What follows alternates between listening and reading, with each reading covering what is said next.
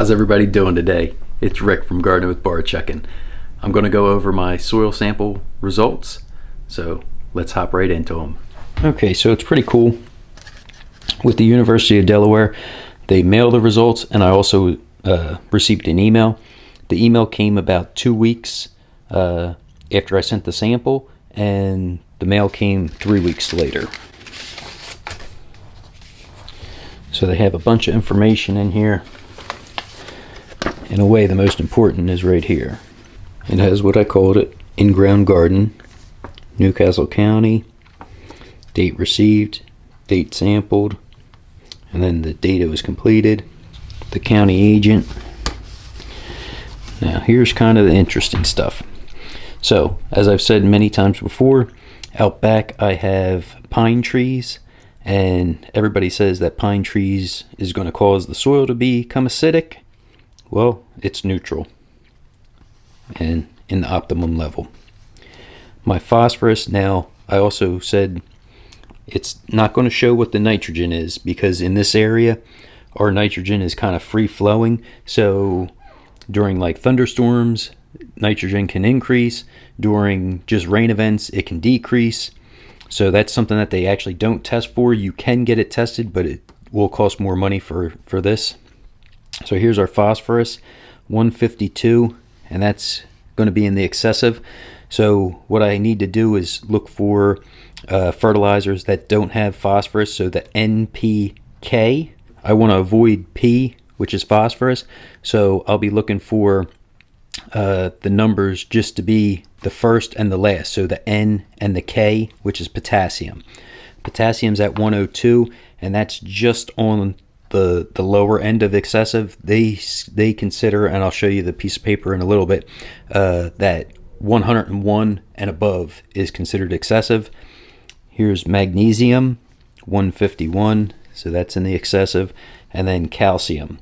One of the reasons why I think the calcium could be a little higher is I do use the ground eggshells, and I've used them for years, putting them into the compost bin that's outside, also getting the worm castings, and then I also do ground applications with the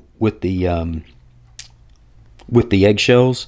So that could be one of the reasons why the calcium levels are a little excessive. This is an important one, organic matter, 4.2%, which is good. We can keep increasing that, which I will keep doing. Okay, the type of crop, it's the vegetable garden. And then here's kind of their instructions for what to do next. So apply 1 pound of nitrogen per 1,000 square feet of garden area. This can be supplied by 3 pounds of ammonium nitrate, 3400. And that's your NPK, is your N, your P, and your K. And this is the percent of material that's in the bag. Or 2.5 of urea, and that's a 4600. If these two fertilizers are not available, select an alternate source that is low in phosphorus, as soil levels of phosphorus and potassium are already in the optimum or excessive range. Apply recommended fertilizer to the soil surface and rake in just before planting. For nitrogen side dressing instructions, see Soil Test Note 11 enclosed. Soil Test Notes 11. So they provide a lot of information, which is really great.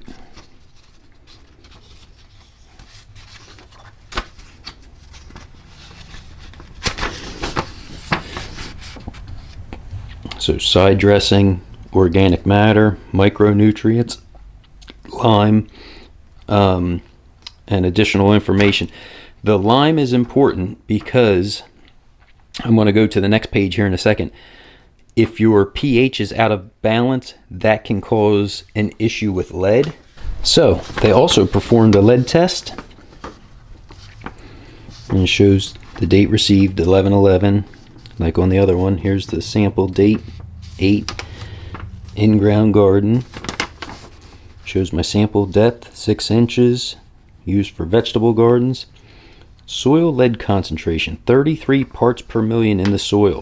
Current pH, 7. Management recommendations. Soil lead concentration is at the background level and well below the recommended limit of 400 parts per million in the soil.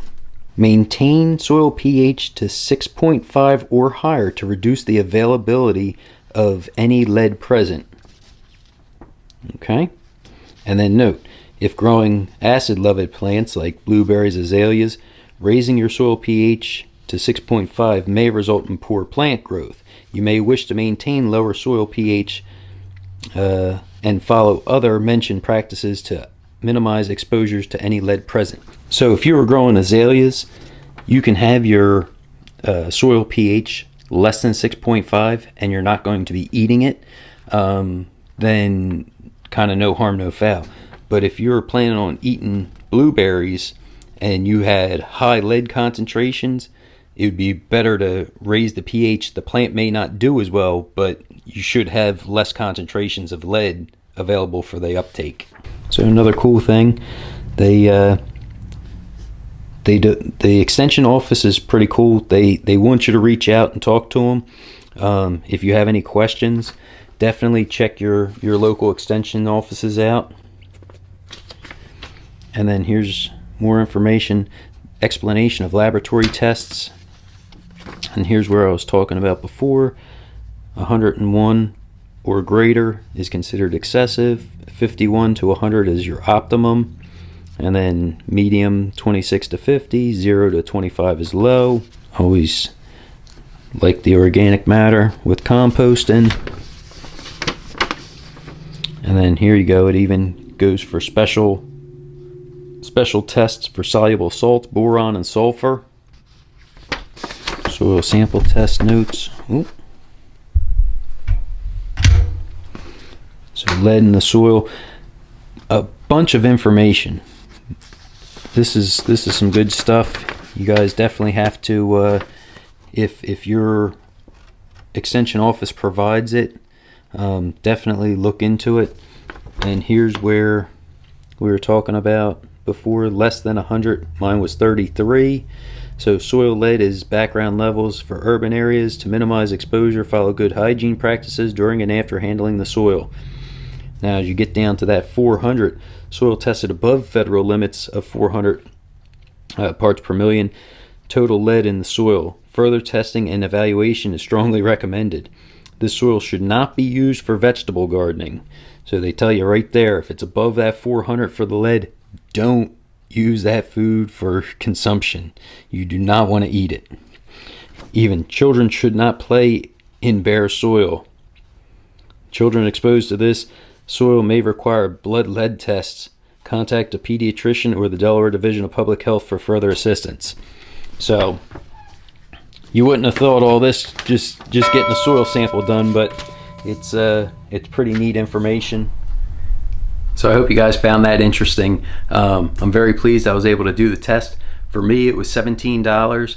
I've watched a couple other YouTubers out there. I think there's down in Arkansas, they actually have some free testing. So definitely check in your area. With the free testing, I think they said that the results did take about a month to month and a half.